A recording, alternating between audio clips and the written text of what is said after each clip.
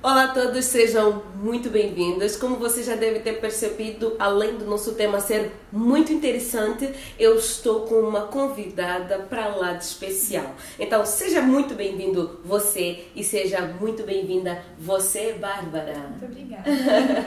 Que bom que você está aqui. Obrigada, é um prazer.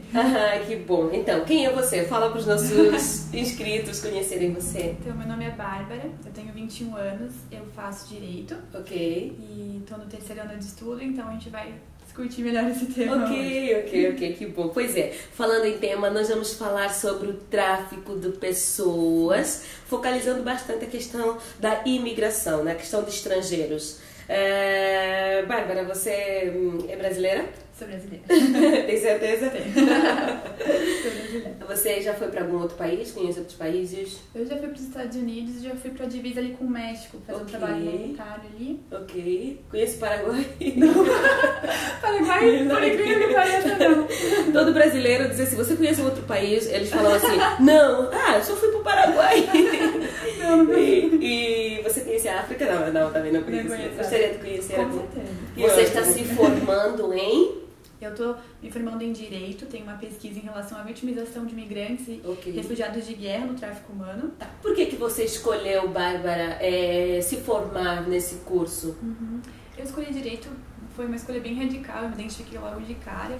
E realmente, assim, desde o meu primeiro ano da faculdade, eu quis estudar Direitos Humanos, eu quis me aprimorar em tráfico de pessoas. É um tema que mexe comigo, que eu gosto de estudar. Quanto mais eu vejo que tem gente falando sobre isso, mais eu quero também falar sobre isso. Então a minha pesquisa, ela foca realmente em tráfico de pessoas, mas na questão dos refugiados, imigrantes de guerra, porque eles são muito vulneráveis nessa situação. E é um prato cheio para quem demanda o tráfico e para quem trafica essas pessoas, para que eles possam ser inseridos nesse mercado. Mas quando você fala refugiados de guerra, você está falando do Brasil ou estás a falar de um outro país, uma outra situação? Porque o Brasil está em paz, né? Talvez alguém diga assim, mas especificamente refugiados de guerra, como assim? O Brasil é um país super tranquilo nisso? Claro, mas a gente tem que entender assim que todo o tráfico em si, ele depende de um critério de extraterritorialidade.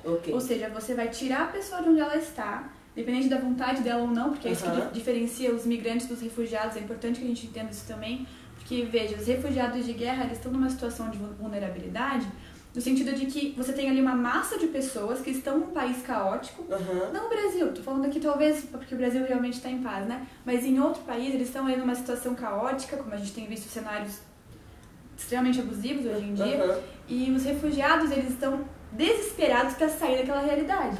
Então, independente se eles vêm para o Brasil ou para qualquer outro país, qual que é o sentido da coisa aqui? É que você vai retirar eles, ante a vulnerabilidade deles, para algum outro país, com uma falsa ideia, uma falsa ideologia de melhora de vida. Diferentemente dos migrantes. Os migrantes, eles não vão sair porque eles estão desesperados com uma situação caótica. O migrante é aquela situação ali que a gente tem, que é mais conhecida do tráfico, ou seja, a pessoa ela quer sair da sua realidade em busca de uma melhora de vida, no sentido assim de qualidade de vida, de opções de emprego. É o que a gente conhece mais em relação ao tráfico, né? A gente conhece mais em relação ao tráfico. Esses são os migrantes, diferente dos refugiados, que eles ou eles saem do país deles ou eles morrem. É uma situação de guerra, entende? Mas independentemente do conceito em que a pessoa, que a vítima se qualifica aqui nesses dois quadros, o que a gente tem é a transferência dessa pessoa para uma realidade pior do que ela já está. Você tem ali, mediante coação, ou fraude, ou ameaça, uso de força, independentemente, você vai transferir ela de onde ela está. Você tocou assim coisas muito importantes. Me diz agora, porque talvez alguém não entenda muito bem essa questão do tráfico de pessoas, essa questão de imigração, estrangeiros, talvez. O que é tráfico de pessoas? O que é isso, Bárbara? Então, a gente tem vários conceitos, né, vários estudiosos sobre o tráfico de pessoas, mas em síntese, o que é o tráfico de pessoas? A gente tem uma falsa impressão de que são só mulheres ou crianças traficadas. Com certeza o número é grande, mas a gente está falando aqui de vítimas em geral. Então, a gente tem... são pessoas que são retiradas de onde elas estão, do seu país e suas cidades, mediante fraude, mediante coação, mediante ameaça, mediante uso de força, o engano. Independentemente da motivação de quem está traficando, a pessoa retirada dali e ela é vitimizada em condições precárias de trabalho escravo, casamento forçado, exploração sexual. Então a gente tem aqui um grupo de mulheres e crianças que são geralmente usadas para exploração sexual em geral. A gente tem homens que também estão inseridos nessa realidade. Tráfico de drogas também, né? Tráfico de drogas, trabalho forçado em relação a homens é muito grande, muito grande. Eles são raptados, traficados, eles são recrutados para trabalhar em mineradoras. Esse tipo de situação análoga à escravidão, tá? E essa falsa impressão de que homens não são também vitimizados, ela é bem errônea, assim, porque ano passado a ONU já liberou um dado em que o tráfico humano de homens aumentou em 30% em relação a anos passados. Então o que a gente tem hoje em dia é, além de uma forte vitimização de mulheres e crianças para exploração sexual, a gente também tem homens inseridos nesse cenário. Além de tráfico de órgãos. Mas o número de tráfico de mulheres e crianças ainda é elevado entre homens. Mas o de homens também está subindo bastante. E me diz uma coisa, ainda existe trabalho escravo no Brasil? Você pode, tipo assim, ainda existe trabalho escravo hoje em dia? No Brasil, talvez em outros países, não vou nem falar de África, né? Porque você sabe que existem alguns países africanos em que o tráfico de escravos hoje em dia ainda é legal, né? Acho que você sabe disso. Mas existe ainda trabalho escravo, por exemplo, hoje no Brasil, ou talvez outras realidades de países que nem sejam africanos, mas países que você conhece, talvez alguns mesmo na América Central, alguma coisa assim parecida? Não, com certeza, e a gente não precisa ir muito longe, né? Mês passado a gente teve autorizada aqui no Brasil uma portaria 1129 de 2017, que, veja, ela diz que, basicamente, que um trabalho ele só vai ser considerado análogo à escravidão quando o trabalhador ele tem restrição de sair do local. Isso é um retrocesso sem tamanho, assim, sem tamanho. Por quê? Porque você tem trabalhadores que eles estão numa situação deplorável, eles são escravos, só as pessoas não falam com essa terminologia, mas são. E você só vai considerar que eles são trabalhadores irregulares se eles não podem sair do local. Veja, às vezes eles podem sair, eles só não têm condições de fazer, entendeu? Então a gente teve esse retrocesso aqui no Brasil, mês passado, no século XXI. Então é impossível dizer que não existe trabalho escravo. Ainda tem. Ainda tem, não, com sim, certeza. ainda tem. Com certeza. E o tráfico humano, nesse cenário, ele é muito iminente. Porque, veja, você vai traficar as pessoas, independente do objetivo do tráfico, é sempre uma escravidão. É sempre você restringir a liberdade da pessoa para fazer algo que ela quer que você não faça. Ou seja, escravidão, como sempre a gente conheceu. Então você está querendo dizer que quando a gente fala de escravidão, não existe uma classificação exata para dizer assim, por exemplo, alguém que está levando chibatadas de um patrão, alguma coisa, esse sim é escravo, tem que trabalhar com correntes e tal, esse sim é escravo.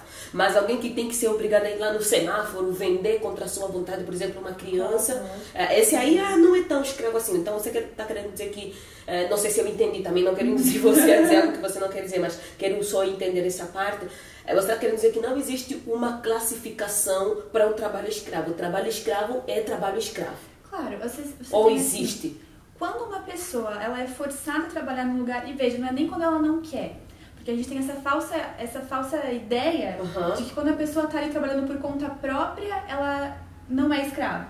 Mas veja, as pessoas elas têm direitos no mundo do trabalho. Elas têm direitos. Ainda que elas não saibam, os direitos existem. Ainda que a gente não ache que aquela realidade é análoga à escravidão, às vezes ela é. E a gente precisa entender que ainda que a pessoa esteja ali, porque a gente tem o que é chamado hoje de escravidão contemporânea. O que isso quer dizer? Que a pessoa ela está ali e ela está trabalhando porque ela acha que ela tem dívida com o empregador dela. Então ela está ali, principalmente haitianos, a gente falou deles, tá? Os haitianos, a gente vira e mexe, tem alguma notícia liberada aí, que foram, o Ministério Público do Trabalho, ele vai lá e consegue resgatar esses haitianos, esses imigrantes em geral, porque eles trabalham numa condição precária, em lugares precários, sem luz, sem alimentação, num ambiente de dormir horrível, às vezes é chão batido, sabe? E eles estão ali, quando você pergunta por que eles não saem dali, eles falam que eles têm dívida com o empregador. Enquanto eles não pagarem essa dívida, não podem sair. Então praticamente estão presos ali, eles ficam presos. E agora que você falou sobre os haitianos, é muito importante que você... Como é que são? Eu percebi, não sei se mais alguém percebeu, que Agora no Brasil não tem tantos assim, eles parecem que sumiram, porque querendo ou não, muitos deles, não todos, claro, sempre nos excluindo de generalizar, mas os haitianos, geralmente eles mudam de países para buscar melhores condições de vida, e isso sempre está estritamente ligado à questão de emprego. Quando tem um emprego bom, e às vezes assim, principalmente braçal mesmo, porque, por exemplo, o estádio da Arena da Baixada em Curitiba, a maior parte dos construtores desse estádio foram haitianos, né? Isso tem muito na história do Brasil, mas eles acabaram sumindo um pouco no Brasil, não sei se talvez porque a crise financeira, talvez a falta de alguns empregos bons, né, ao parecer deles, mas eu queria que você falasse um pouquinho sobre como eles são tratados, além do que você já pontualizou. Fala um pouquinho mais, por exemplo, você conheceu algum haitiano, qual foi teu relacionamento com eles? Eu acho que os brasileiros em geral, todos conheceram algum, viram algum, conheceram as condições de trabalho. E é talvez uma crítica um pouco polêmica a gente falar sobre isso, porque... Fica à vontade, polêmica nesse canal mesmo. Porque, claro, é muito fácil você dizer assim que as pessoas veem o nosso estado aqui, o Brasil, ele abriga as pessoas até com uma certa... não com tanto preconceito, eu diria, mas você... Veja, é muito difícil que você tenha visto esses imigrantes em posições altas de trabalho. Ok. Certo? Então, é uma questão assim de como que é a relação do Brasil com os migrantes. Bom, não é das melhores, porque se a gente tivesse realmente um país de todos e uma igualdade que é pregada aqui, a gente não viveria essas escalas tão grandes e absurdas de trabalho análogo à escravidão aqui dentro. E principalmente com migrantes. Porque a busca de direitos em geral é muito mais fácil quando você é naturalizado aqui dentro.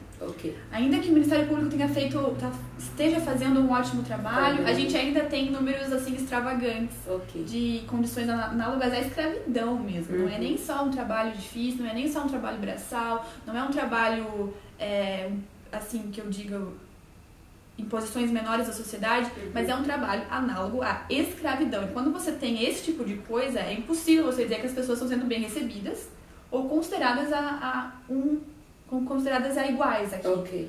Ok. E isso é muito importante porque você sabe que eu sou estrangeira e realmente, apesar de hoje, eu já estou um tempo no Brasil e apesar de hoje estar a saber das coisas e ter estudado, ter conhecido mais e tal, hoje acho que assim, comparado a quem chega no Brasil hoje, eu digo que eu estou um pouco melhor. Mas ainda assim, mesmo como estrangeira, não é fácil, você sabe, né? E existe algum dia especial que se comemora a questão do tráfico de pessoas? Um dia de reflexão? Como é que é isso? Um dia que as pessoas param, um dia porque... Acho que as pessoas poderiam falar um pouco mais sobre isso, porque... Assim como, por exemplo, a questão do abuso infantil e tudo mais, eu acho que essa questão do tráfico de pessoas é uma realidade que trata assim, sabe essa questão de escravidão contemporânea, como se fosse ainda um tema, sabe? Longe, talvez. Isso! Tem alguma data específica? Tem trabalho? A gente tem o dia 23 de setembro, que é o dia da reflexão do tráfico de mulheres e de crianças, que tem que ser falado. Quanto mais eu vejo pessoas falando... Tem acontecido aqui na minha cidade, por exemplo, mas em vários lugares do Brasil tem acontecido pessoas que refletem sobre isso, que fazem campanha, que fazem teatros no meio da rua, eu já vi, fiquei muito feliz, para que chame a atenção. E quando você vai conversar com as pessoas, elas dizem, olha, o tráfico humano ele existe, o tráfico de pessoas existe, as pessoas não falam sobre isso, a gente tem que falar sobre isso. E realmente precisa ser falado sobre isso. O tráfico humano ele precisa ser entendido como uma coisa que está acontecendo globalmente, que tem um mercado, assim, que nós não temos noção de quanto dinheiro é gerado por causa dele, de quanto dinheiro começa por causa dele e é transferido por causa dele em todas as áreas do tráfico em geral. Porque, veja, uma vez eu estava discutindo com alguns professores e uma professora ela teve a audácia de falar assim que o tráfico humano ele só perde pro tráfico de drogas. Ele passa do de armas. E ela falou assim que se a gente fosse numerar, a gente colocaria o tráfico de drogas em primeiro lugar, porque, né, tem uma abundância muito grande, uma abrangência geral no globo, mas que em segundo lugar estaria o tráfico de pessoas, em terceiro lugar estaria o tráfico de pessoas, em quarto lugar ainda estaria o tráfico de pessoas e em quinto lugar estaria o tráfico de armas. E E um professor levantou e falou assim, não, mas esses dados devem estar errados, esses dados não tem como serem verdade. Ela falou assim, não, na verdade é certo e é muito lógico. Ok. Pensa comigo. E realmente faz todo sentido, porque, veja, quando uma pessoa trafica droga, por exemplo, ela tem ali um produto, ela vai traficar, ela vai fabricar, né? E quando aquele produto é consumido, a cadeia para por ali. Você recebeu o dinheiro, alguém traficou, alguém usou e o produto ele foi consumido. Agora, veja, quando você trafica uma pessoa, um ser humano, você vai usar daquele corpo muitas vezes por muitos anos. São pessoas que geram lucro muitas vezes por dia durante anos. Por isso que não me surpreende que o tráfico humano, numa questão de abrangência de valores, assim, digamos, seja gigantesca. Porque ela movimenta um dinheiro que a gente não tem muita noção. Veja, porque os dados eles são muito pequenos e muito difíceis de ter acesso. Então, o pouco que a gente conhece já tem esse tamanho. Então, imagina o que a gente ainda não conhece. Entende? Então, é muito importante que se fale sobre isso. É muito importante que as pessoas reconheçam que o mercado pornográfico é gerado por causa disso. E que as pessoas comecem a ter uma consciência de parar de fazer certas coisas, porque isso movimenta o tráfico. Porque isso alimenta o tráfico. Entende? Então, é muito fácil você dizer que você é contra a escravidão, que você é super contra, que você é a favor da liberdade, da igualdade, se você tem práticas que alimentam isso. Então é muito importante, é muita hipocrisia nesse lado, sabe? Ou você entende a abrangência enorme desse tema, ou você simplesmente vive como a maioria e ignora que ele existe, porque é mais fácil, dói menos, né? Nossa! Então... Bárbara, que bom ter você aqui no canal. É muito bom conversar sobre um tema tão sério, tão polêmico e tão emergente, né? E para nos despedirmos, diga para nós o que a gente precisa fazer. Bom, essa é uma pergunta que eu fiz. Além de estarmos conscientes e trabalhando com alguma coisa, mas... uma pergunta que eu fiz alguns anos atrás, quando eu entrei para a academia de Direito, falar o que eu posso fazer para ajudar. É muito difícil responder isso, porque a gente tem ali milhares de situações difíceis para lidar, mas o mais importante que eu diria pra gente é a consciência, em primeiro lugar. Sabe, você se importar mais, não apenas com você mesmo, você começar a olhar para o outro, você começar a entender que tem uma realidade obscura que você não faz parte, ainda bem pra você, mas muita gente faz. Então, sabe, ter compaixão por essas coisas, você não ignorar. Se você sabe de uma empresa que coloca trabalhadores em condições análogas à escravidão, não feche seus olhos para isso. Tem milhares de denúncias que você pode fazer. Na verdade, assim, eu sempre costumo falar que você não precisa ser um revolucionário para ajudar alguém. Eu sempre falo isso. Tem milhares de projetos bons por aí. Tem milhares de ONGs boas por aí que precisam de ajuda. Se você quer... Se você sente esse chamado, se você tem essa visão, você não precisa esperar para começar algo. Tem muita gente boa fazendo muita coisa boa, então se insere em alguma dessas organizações, se insira em algum trabalho voluntário, se insira em alguma parte de conscientização, faça algo que você possa fazer, que está ao seu alcance, mas o mais importante é ter a consciência, né, que se você não passa por esse problema, ótimo, mas que muitas pessoas passam, então é importante que você se compadeça delas, que você conheça a realidade delas. E muito importante também, eu vou falar mesmo, que o mercado pornográfico é alimentado por causa disso, então é importante que as pessoas saibam que se você faz parte disso, você contribui para esse crime, você contribui para que essas pessoas continuem escravizadas, então é muita hipocrisia. Contribui para o retrocesso da humanidade, você contribui para essa escravidão, contribui para esse retrocesso. Então esteja atento a essas coisas, esteja atento à sua realidade. Se você percebeu algo diferente, se você está vendo alguma empresa, alguma organização, alguma situação que mantenha o tráfico humano, a gente tem alguns recursos, por exemplo, você pode discar 100 ou ligar 180 para o Escritório das Nações Unidas em relação a drogas ou crime. Para denunciar. Exatamente. E sempre contribua quando as pessoas estiverem falando sobre isso, estiverem pesquisando sobre isso, é muito importante. Quando as pessoas estiverem usando a legislação do seu país para modificar algo, sabe, abrace a causa de uma forma que você consiga contribuir para que ela pare. Mais ou menos isso. Muito obrigada, Bárbara, obrigada mesmo. Que trabalho lindo, que trabalho sério você faz. Que Deus te dê êxitos, muitos êxitos, que você cresça muito, tá? Quando você precisar, vamos pra África, porque com certeza tem muitos casos para você avaliar, estudar. e resolver, e que todos nós possamos nos tornar conscientes e trabalhar, contribuir não para o retrocesso da humanidade, mas como sempre para o progresso da humanidade. Bárbara, obrigada. Deus te abençoe. Tchau, tchau, gente. Inscreva-se no canal. E compartilhe esse vídeo que é muito importante, tá bom?